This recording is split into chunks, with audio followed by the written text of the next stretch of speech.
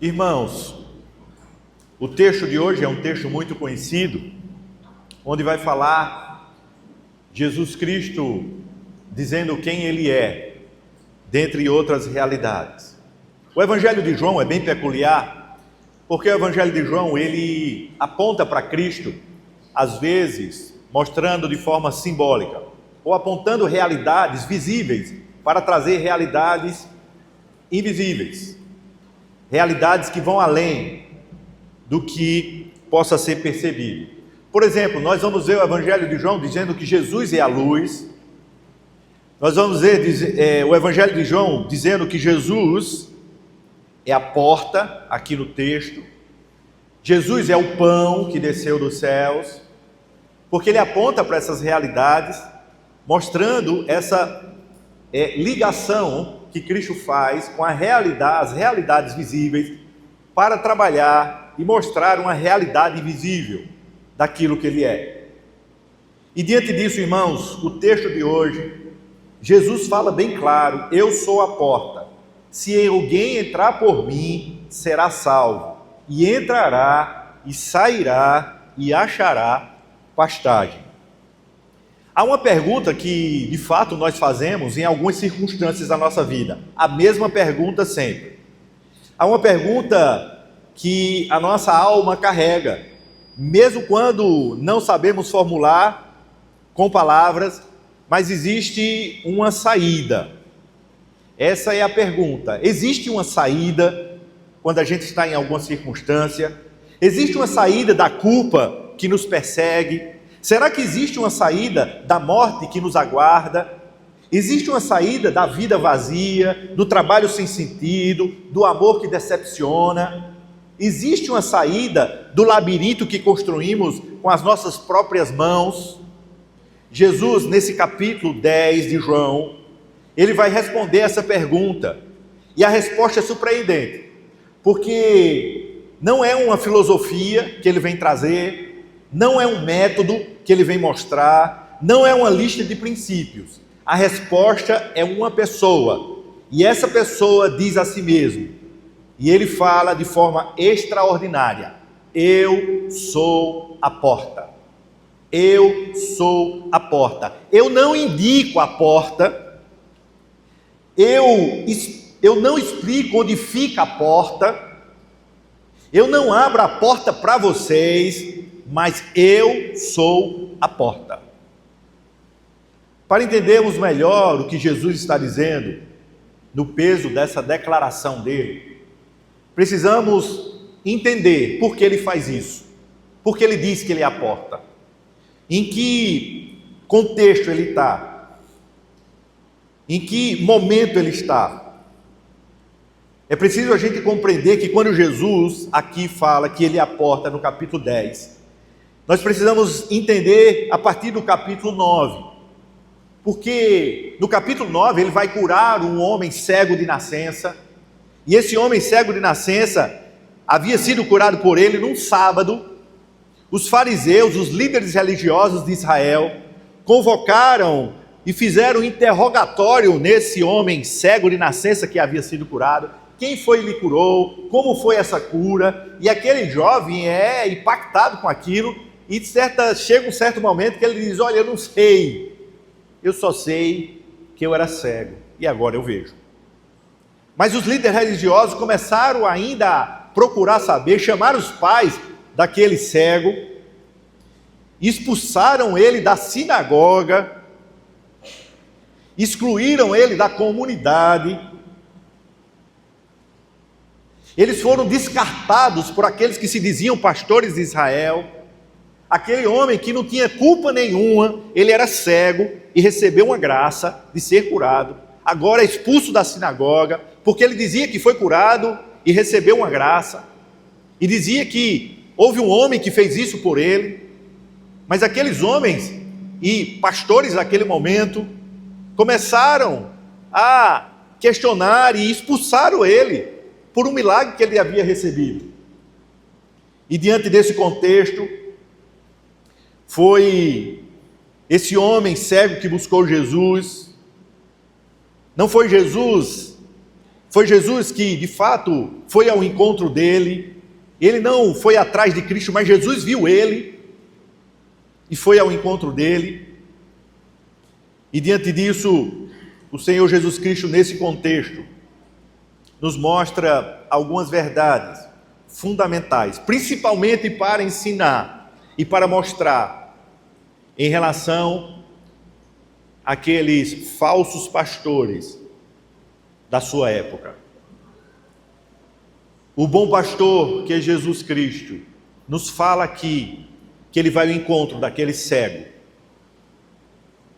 aquela ovelha que foi expulsa por aqueles pastores falsos da sinagoga.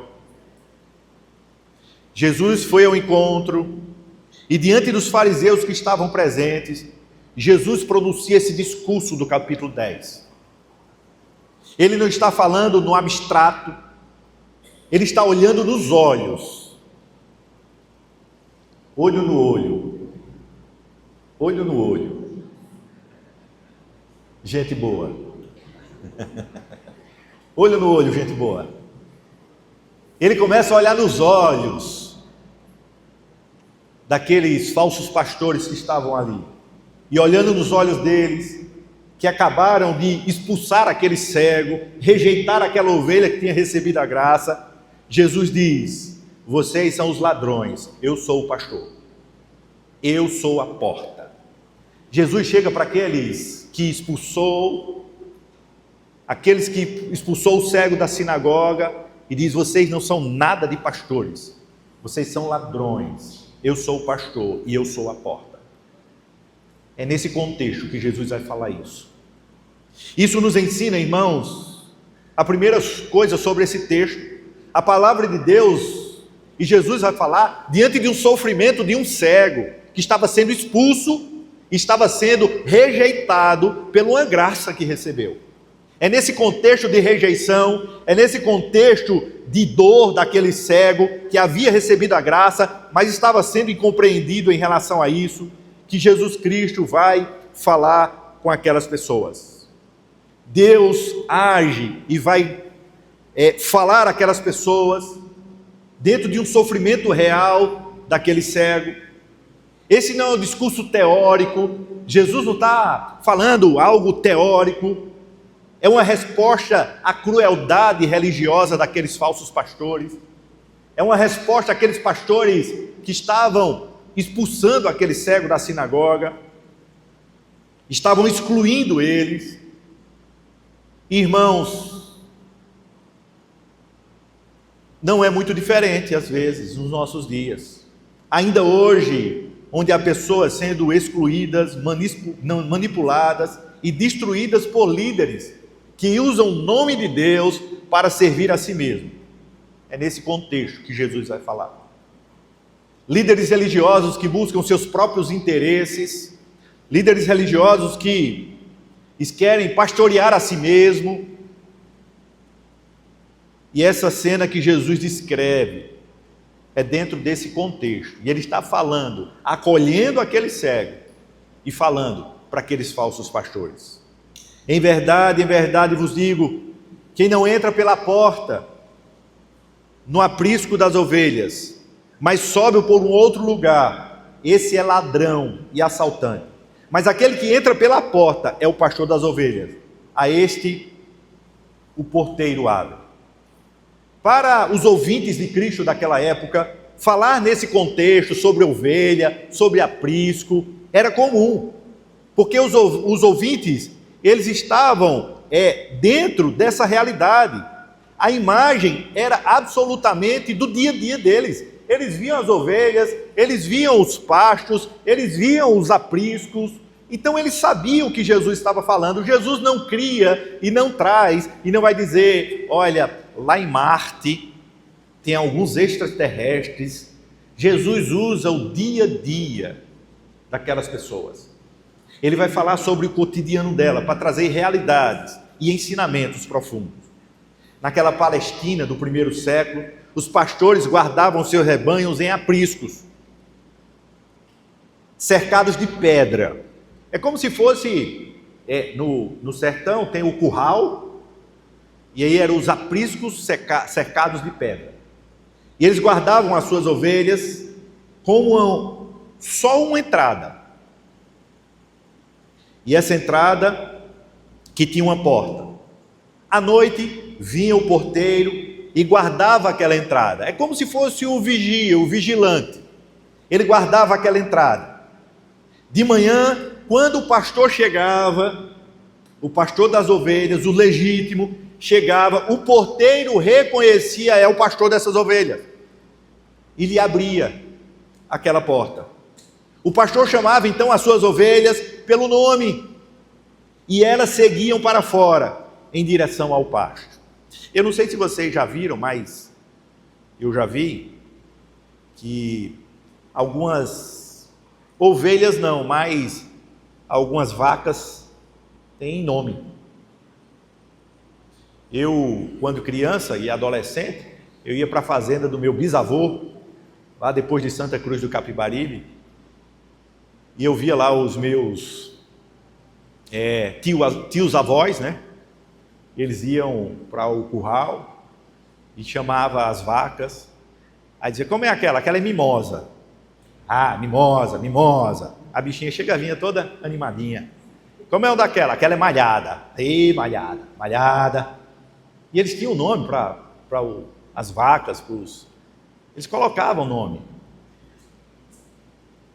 E aqui Jesus está dizendo que as ovelhas tinham nome. Ele conhecia cada um, o pastor conhecia cada um pelo seu nome. E eu fico pensando, ele tinha um nome particular para aquelas ovelhas, malhada, pintada, e aí cada um tinha um nome. E essas ovelhas, ele conhecia esse pastor, e o pastor conhecia as suas ovelhas. O pastor chamava as suas ovelhas pelo nome, e elas seguiam para fora, em direção ao pasto. Ele chamava e dizia, vamos lá, e aí, ovelha, lembre-se, eu já falei sobre isso, as ovelhas, nessa perspectiva dos pastores de ovelhas, eles iam à frente e as ovelhas iam atrás. Não é como se tange galinha, que é tangendo de um lado para outro, não é como se pastoreia o gado, que vai para um lado para outro. Não, o pastor de ovelhas, ele vai à frente e as ovelhas vão seguindo ele. É nesse contexto, é nessa perspectiva que Jesus vai falar. E aí, eles vão, e Jesus, como bom pastor, está dizendo que aqueles pastores vão seguindo e vão dirigindo elas, e elas vão atrás, porque ele vai levá-las ao pasto. Por isso que nós vamos ver no Salmo 23 que lemos, que o Senhor é aquele que faz levar e leva-nos como o Senhor das nossas almas a pastos verdejantes e nos conduz às águas tranquilas, porque o pastor conduzia as ovelhas a esses pastos. Os ladrões, no entanto, sabendo que a porta era guardada pelo porteiro, tentavam escalar as paredes, que era de pedra, as paredes laterais, entrar por cima, entrar por outro lugar, onde se evitava o porteiro, evitava a luz, evitava aparecer, a imagem simples, mas o entendimento é profundo.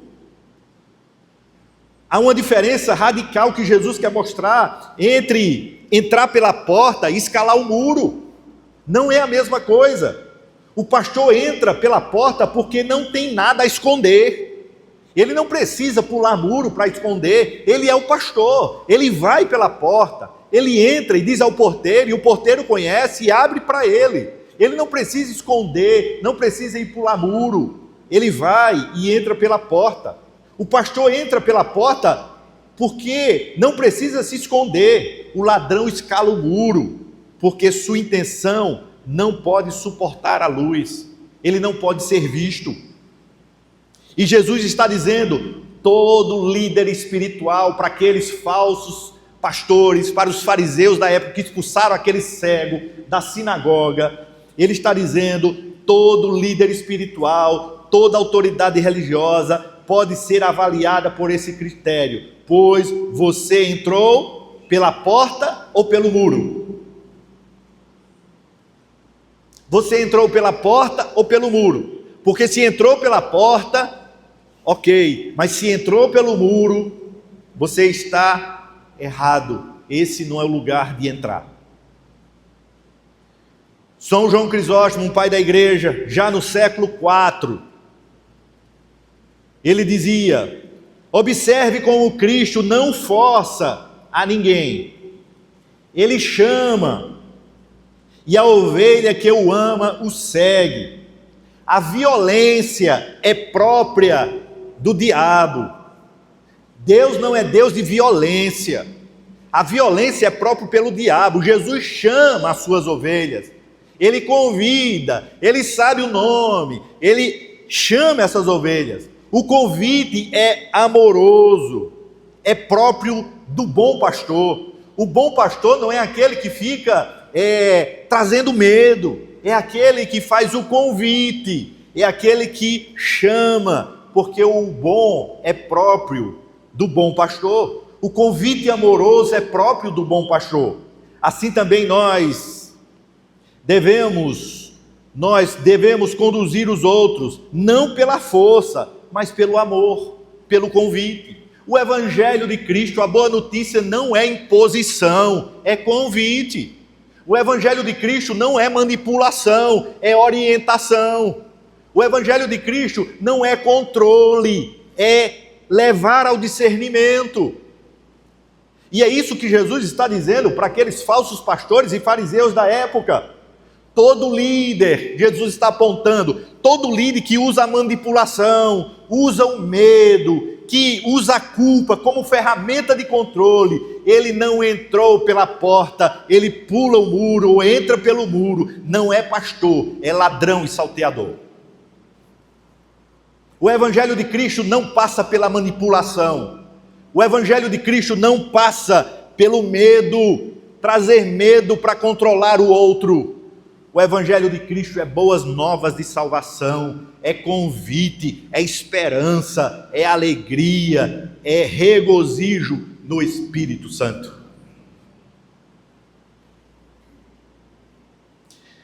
E o Senhor Jesus Cristo continua dizendo: o pastor chama pelo nome as ovelhas, suas próprias ovelhas, e as conduz para fora. Quando tira todas as suas ovelhas, ele vai adiante delas, e as ovelhas o seguem, porque conhecem a sua voz. Mas não seguirão o estranho, pelo contrário, fugirão dele, diz o texto, porque não conhece a voz dos estranhos. Aqui, irmãos, está o coração do texto. O conhecimento mútuo entre o pastor e a ovelha, expresso pela voz. Dois detalhes precisam ser aqui pontuados. Primeiro, ele chama cada ovelha pelo nome, não o rebanho, não ó vocês aí. Cada ovelha tem nome. O pastor conhece cada nome. Isso significa que para Jesus você não é um número na multidão. Jesus trata cada um de forma particular e individual. Você não é um caso entre milhares. Você tem nome, e esse nome é conhecido por aquele que é o pastor. Há um nome. Só que tem um pai da igreja que ele diz uma coisa interessante, já no século III, meditando sobre isso, ele disse assim: cada alma tem um nome próprio diante de Deus, que não é o nome que os homens lhe deram, não é o nome que eu recebi dos meus pais, mas é o nome que Deus pronunciou ao criá-lo. É esse nome que o bom pastor chama. E quando a alma o ouve, ela reconhece que é amada singularmente, e não é massa, não é multidão, não é multidão. Há um momento na vida espiritual nossa, e aqueles que já ouviram, que já o viveram, sabem o que estou falando, em que você sente que Deus está falando com você, não apenas para você, que as Sagradas Escrituras, naquele versículo, naquele momento, está chamando o seu nome. Isso não é ilusão, Isso é exatamente o que Jesus está descrevendo aqui. Ele conhece cada um pelo seu nome. Parece que quando o Senhor fala na sua palavra, Ele está falando para a gente particularmente. É porque o bom pastor conhece e nos fala e nos chama pelo nome. Mas as ovelhas também conhecem a sua voz. O reconhecimento é mútuo, veja bem. O pastor conhece as suas ovelhas e as suas ovelhas conhecem o seu pastor. E conhecem a sua voz. O reconhecimento é mútuo. O pastor conhece as ovelhas pelos nomes. As ovelhas conhecem o pastor pela voz. Então, como é que Jesus, o bom pastor, nos conhece pelo nome? E como é que nós conhecemos Ele? Pela voz. Isso é aprendido de forma significativa. Por quê? Porque só se conhece o outro pela voz quando se convive com ele. Se alguém que você não conhece ligar para você, você vai dizer quem é. Mas se foi alguém que você convive com ela, quando ligar para você, você vai dizer é fulano e tal. É assim ou não? Você conhece pela voz. Por quê? Porque o que faz conhecer pela voz é a convivência. Sabe por que você não ouve mais Cristo falar o seu coração?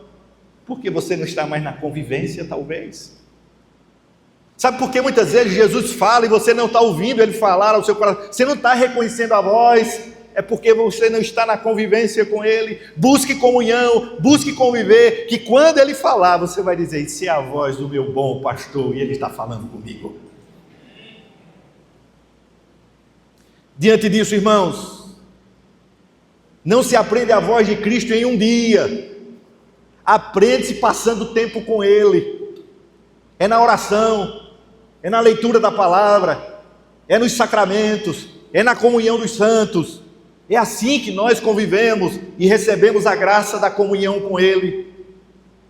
Há um pai da igreja, chamado São Basílio Magno, que ele disse o seguinte: aquele que ama a Deus de todo o coração reconhece facilmente a voz do seu amado.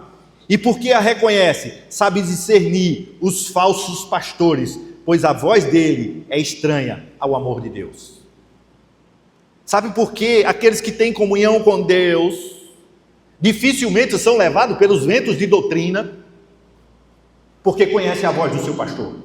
E quando se levanta uma falsa voz, um falso profeta, se levanta uma voz estranha, ele diz logo, essa voz não é a do bom pastor, essa voz é fruto do ego, essa voz é fruto da ganância, essa voz é fruto da manipulação, essa voz é fruto de qualquer outra coisa, menos fruto do amor de Deus por nós, da graça do Senhor. Porque quando o bom pastor fala, eu conheço, eu convivo com ele, você vai dizer, e essa voz é a do bom pastor, mas essa aqui não é, mas essa é porque eu conheço a voz do bom pastor. Porque aquele que não tem essa voz doce e suave, a ovelha não o conhece. E aqui o texto nos acrescenta algo muito importante. O texto acrescenta algo que não podemos ignorar. As ovelhas não apenas não seguem o estranho, mas o texto diz, elas fogem dele. O texto está dizendo isso. Ele diz que eles não seguem o estranho, mas também fogem desses falsos pastores.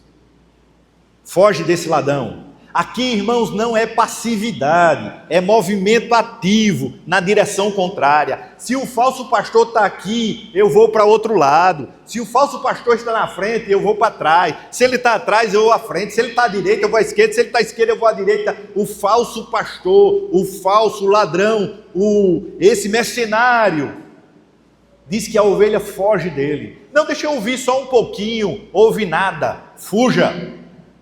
Eles não amam a alma de vocês, eles não amam vocês como Cristo ama, e se eles não amam vocês como Cristo ama, a voz dele não vai ser a voz do bom pastor. Jesus está falando para aqueles fariseus e dizendo, vocês são falsos pastores, estão expulsando esse homem porque recebeu a graça de Deus. Vocês não estão pastoreando, vocês estão expulsando eles. Ele, mesmo que ele tenha recebido a graça do Senhor, sabe o que acontece? Jesus diz para aquele cego, em outras palavras, fujam deles e venham para mim, porque eu sou o bom pastor.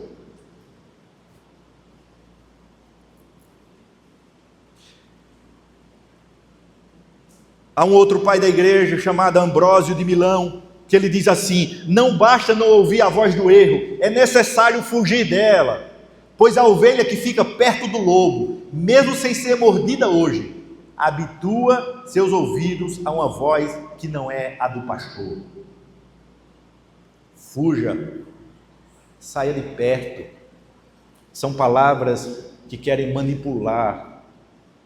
O apóstolo Paulo, o apóstolo Pedro, escrevendo uma das suas cartas, ele diz: esses pastores, eles fazem comércio de voz. É comércio que ele faz, que eles fazem.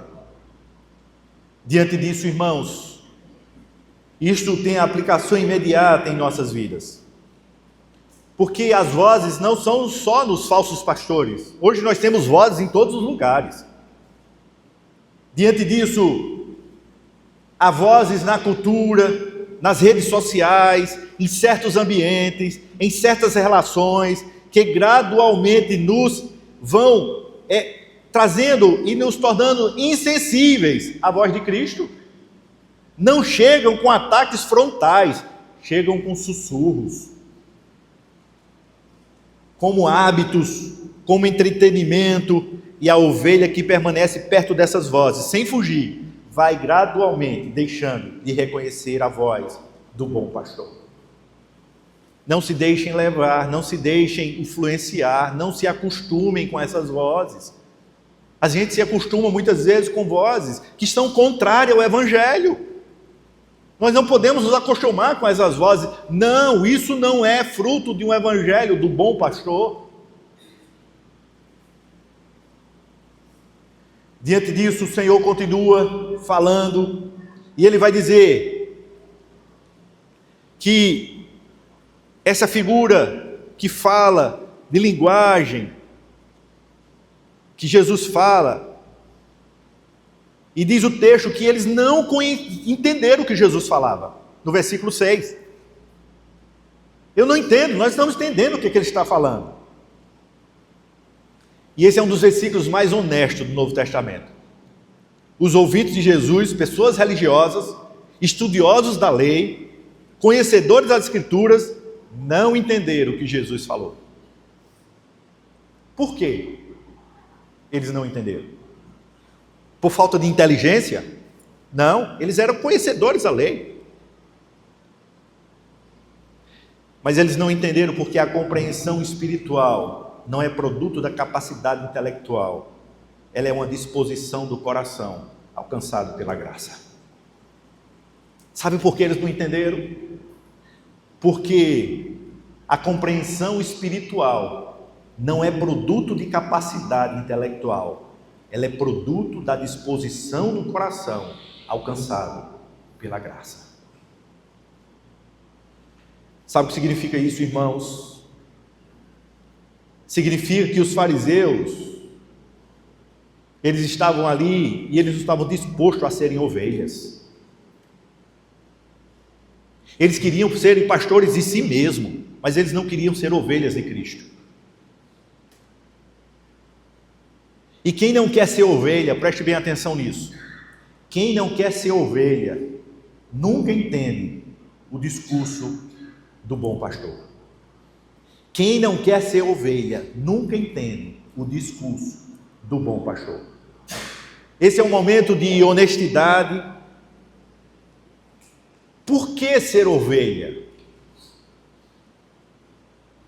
Porque há muita modernidade hoje, muita espiritualidade moderna, que quer os benefícios do pastor sem submissão da ovelha.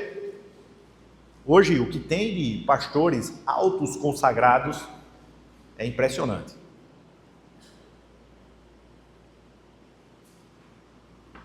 Na internet a gente vê isso, né? É pastor labareda de fogo, é pastor voz de trovão, pastor.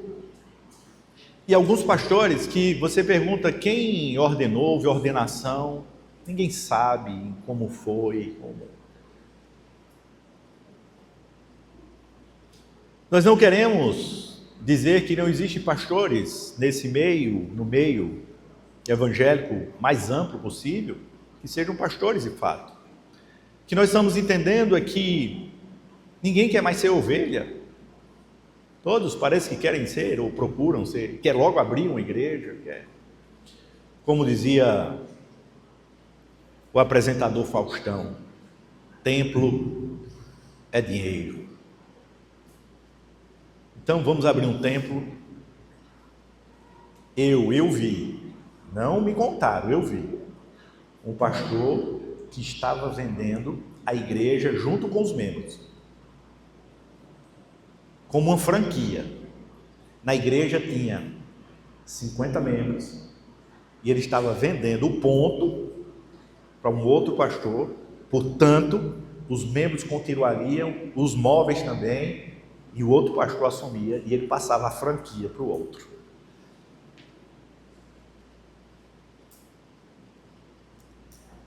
Por que ser ovelha? Porque ser ovelha requer submissão de ovelha. Tem gente que quer a pastagem sem deixar o pastor ir adiante dele. Você quer pastagem? Você quer usufruir daquilo que Deus tem, do bom e do melhor? Siga o bom pastor, porque ele guia você a pastos verdejantes. E Jesus continua nesse diálogo, e agora ele vai dizer, no versículo 7 a 9, Jesus, pois, disse-lhes outra vez, em verdade vos digo, que eu sou a porta das ovelhas, eu sou a porta, se alguém entrar por mim, será salvo, e entrará, e sairá, e achará pastagem. Diante da compreensão deles, que eles ficaram, Senhor, a gente não está entendendo o que o Senhor está dizendo. Diante dessa incompreensão, Jesus não desiste e continua, e ele explica, e a explicação é uma das afirmações mais absolutas de toda a história: eu sou a porta.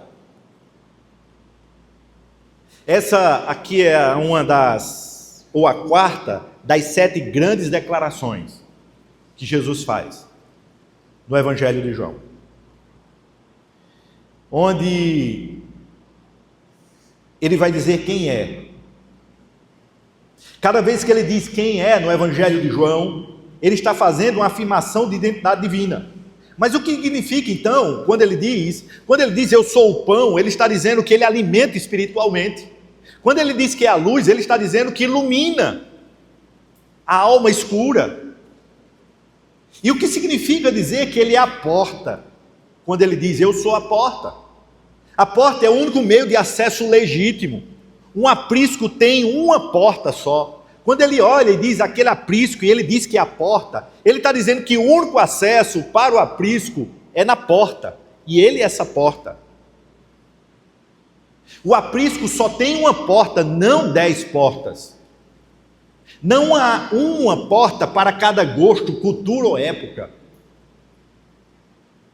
Jesus diz, eu sou a porta, só uma porta. Está muita inquietação aqui desse lado.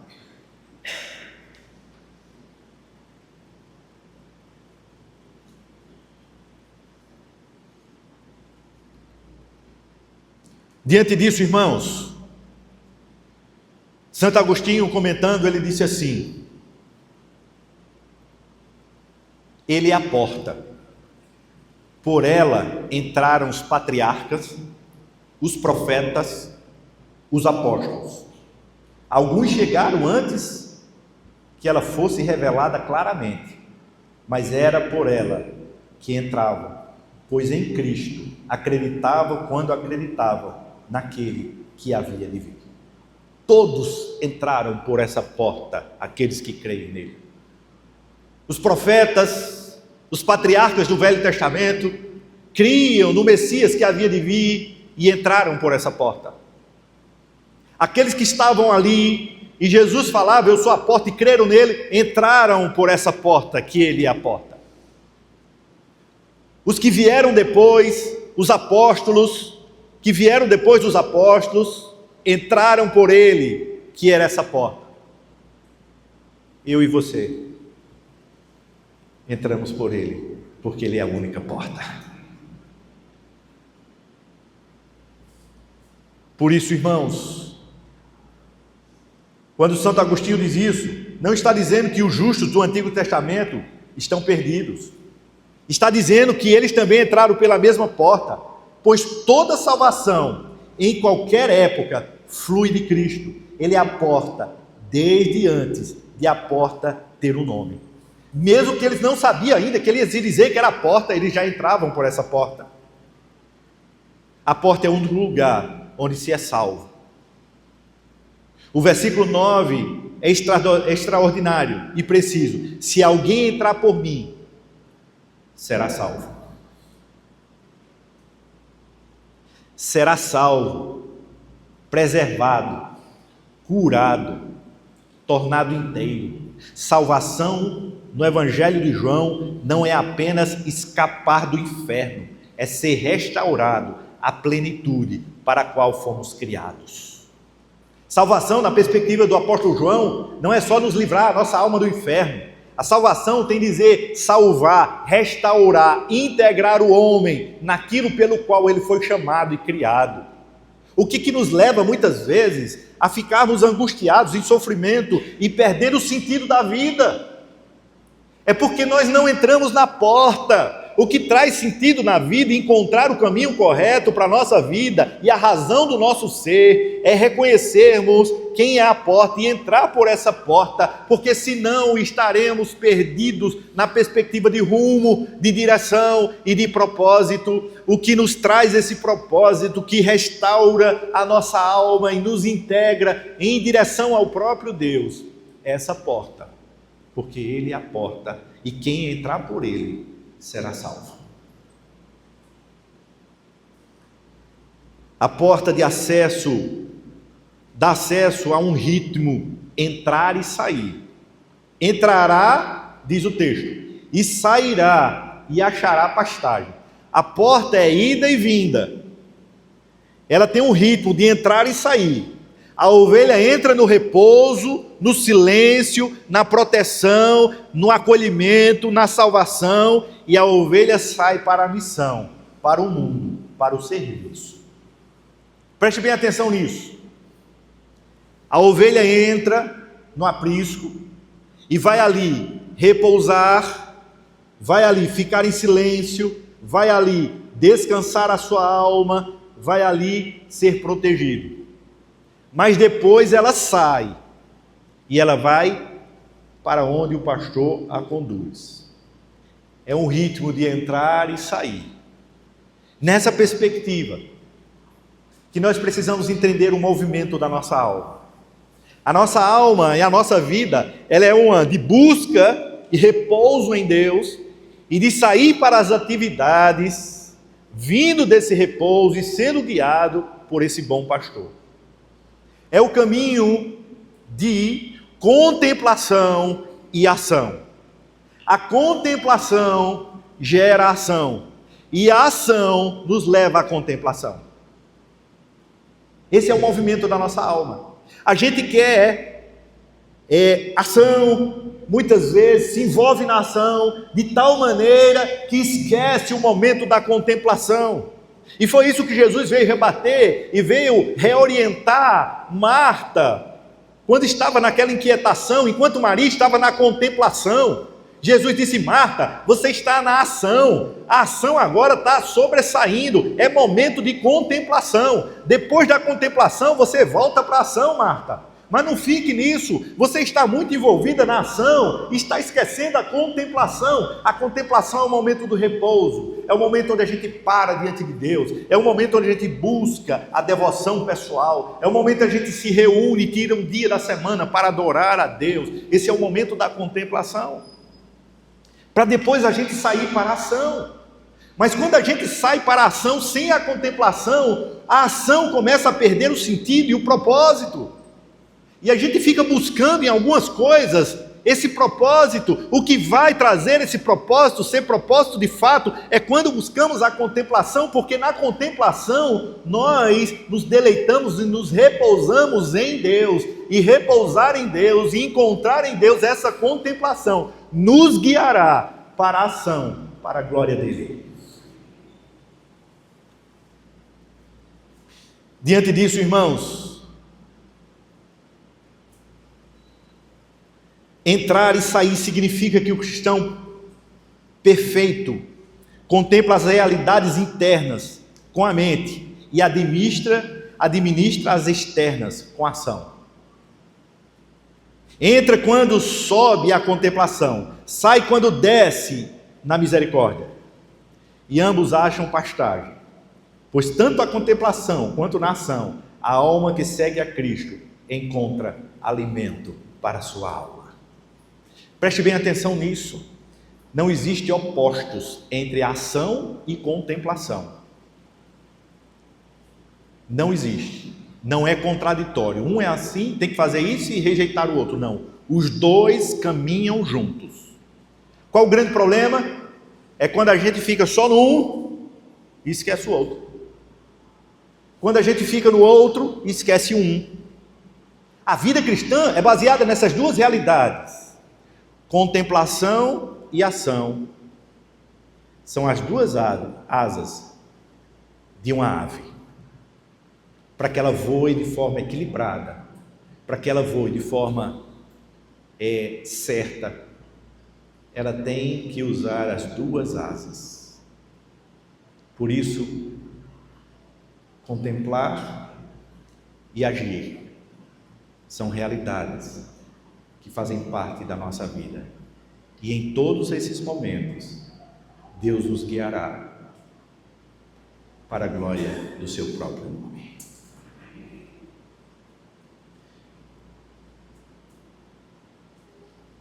E aqui o Senhor faz um contraste final, terminando no versículo 10. O ladrão não vem senão para roubar, matar e destruir. Eu vim para que tenham vida e a tenham em abundância. Esse versículo aqui é a chave de todo o texto. Jesus estabelece um contraste absoluto entre duas finalidades, duas intenções, dois tipos de presença em nossa vida. O ladrão tem 3 verbos: roubar, matar e destruir. Tudo aquilo que for para roubar, para matar e para destruir, não procede de Deus.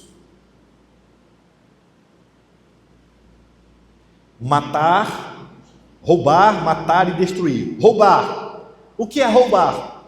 Privar você do que é seu. Aquilo que você tem que é seu, que alguém tira, furta, rouba, ele está privando você do que é seu. Tudo aquilo que querem nos privar, tirar do que é meu, direito, isso é roubar, não procede de Deus. Deus não tira isso da gente. Sua identidade, roubar sua identidade, sua dignidade, sua fé e sua alegria. Qualquer evangelho de Cristo que quer roubar a sua alegria, quer roubar o seu deleite em Deus, quer roubar a sua dignidade como ser humano, a sua fé, a sua liberdade, não procede de Deus. Segundo verbo, matar. E aqui significa sacrificar para consumo próprio, essa palavra, no original. O ladrão não apenas tira sua vida, usa você como recurso para seus próprios fins. Você se torna um meio para alcançar os fins desses falsos líderes. Você é apenas um meio, onde ele se utiliza das pessoas para alcançar os seus próprios fins. É isso que significa matar aqui, destruir ou matar nessa perspectiva. O ladrão não apenas tira sua vida, usa você como recurso para seus próprios fins. Jesus está dizendo que o bom pastor não faz isso. E terceiro, o verbo é destruir. Perdição. A intenção final do ladrão é sua aniquilação total. Você não pode pensar, você não pode se alegrar, você não pode discernir, você não pode refletir. Ele vai destruindo toda a sua dignidade.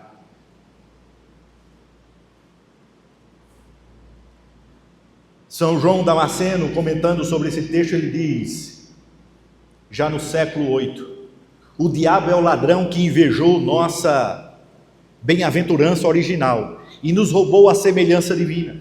Cristo é o pastor que desceu ao aprisco deste mundo para nos restituir o que foi roubado, não apenas restaurando o que perdemos, mas dando-nos algo ainda maior, sua própria vida divina. Sabe o que significa isso?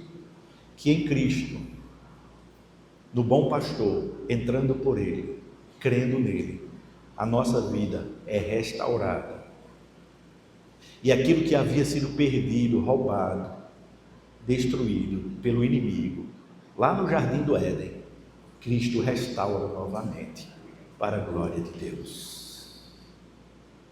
Cristo tem esse verbo, dar vida.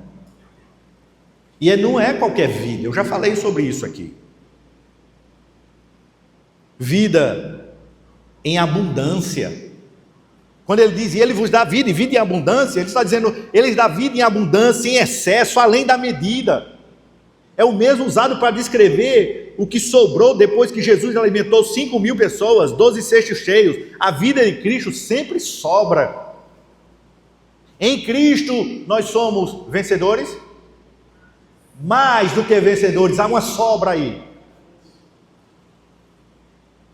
Jesus Cristo tinha uma multidão que estava passando necessidade, estava com fome, e ele tem 5 pães e 2 peixinhos, e ele ora, e ele serve aquela multidão com 5 pães e 2 peixinhos, todos se alimentam, e ainda sobra 12 cestos, porque em Cristo há sobra, para a glória de Deus Pai.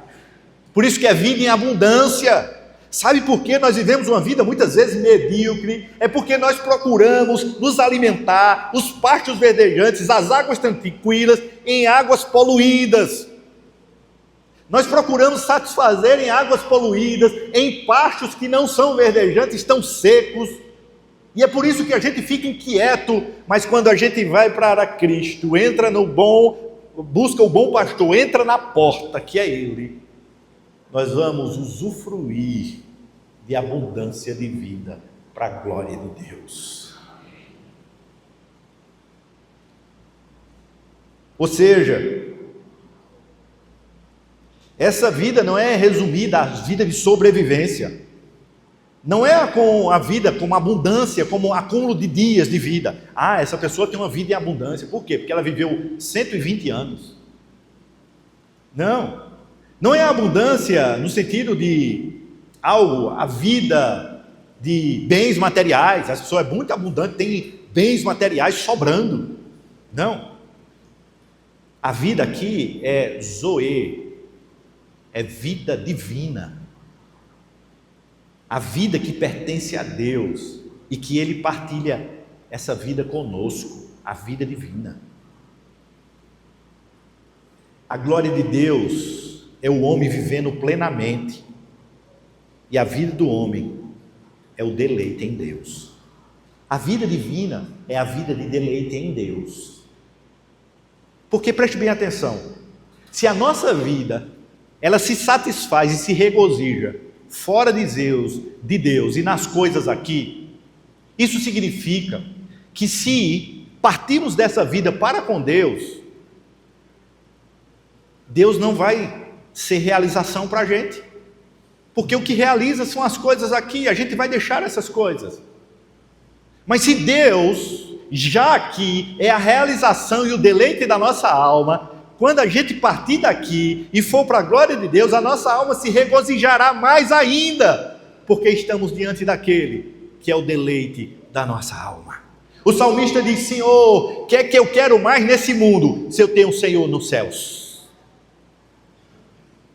O que é que eu quero mais, se eu tenho o Senhor nos céus? A vida em abundância é a vida do deleite em Deus. A nossa alma se deleita na comunhão com Ele. Hoje, irmãos, a igreja, quando coloca no calendário de hoje, ela não é ingênua em colocar João 10, de 1 a 10, no quarto domingo, depois da Páscoa. Cada palavra desse texto ressoa diferente quando lida à luz da ressurreição. Cristo é a porta porque atravessou a morte. Ele não apenas indica o caminho para além da morte, ele é o caminho porque foi além e voltou. A porta do sepulcro foi aberta de dentro para fora. Vida em abundância só tem seu pleno significado à luz da ressurreição. Jesus não prometeu uma vida melhor dentro dos limites da morte. Ele prometeu uma vida que a morte não consegue conter. O pastor que chama pelo nome é o mesmo que na manhã da Páscoa chamou Maria. E ele reconheceu a sua voz.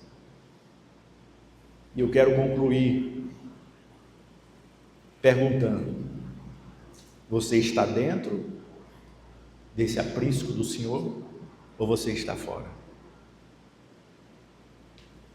O texto termina com uma promessa e uma pergunta implicante. A promessa é: se alguém entrar por mim, será salvo. A pergunta: você entrou por Cristo? Não, eu ainda não entrei. Então pense no que foi falado nessa noite.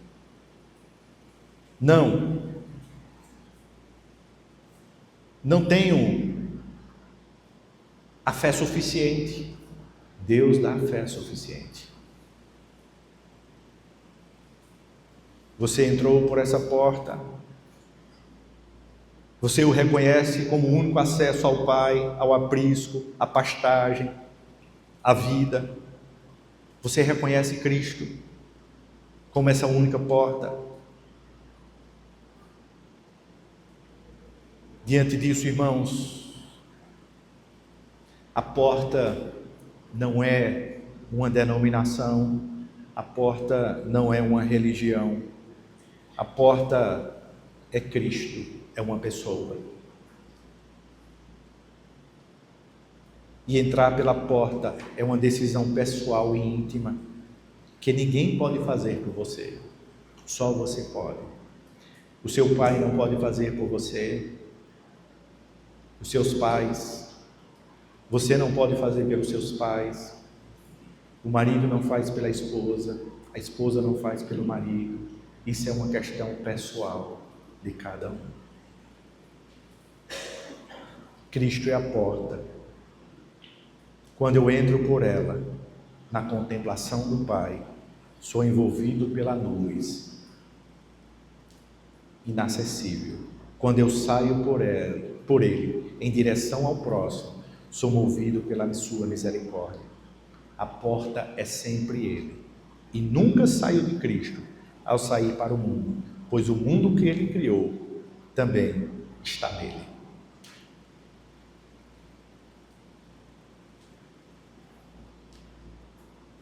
Eu sou a porta. Se alguém entrar por mim, será salvo. Entrará e sairá e achará pastagem. E assim poderíamos concluir dizendo: Senhor Jesus, o bom pastor, a porta viva, entra no aprisco da nossa alma, chama-nos pelo nome que somente tu conheces, guarda-nos dos ladrões que roubam a paz, matam a esperança e destrói a fé. Conduz-nos, Senhor, para dentro, ao descanso do Pai, e para fora, ao serviço no mundo. Dá-nos vida, vida que sobra, vida que a morte não alcança, vida em abundância, vida plena, para a glória do teu nome. Que assim seja, que esse bom pastor cuide das nossas almas e que possamos sempre estar nele, entrando na porta, no seu aprisco e saindo para servir e amar para a glória do seu nome. Que Deus nos abençoe.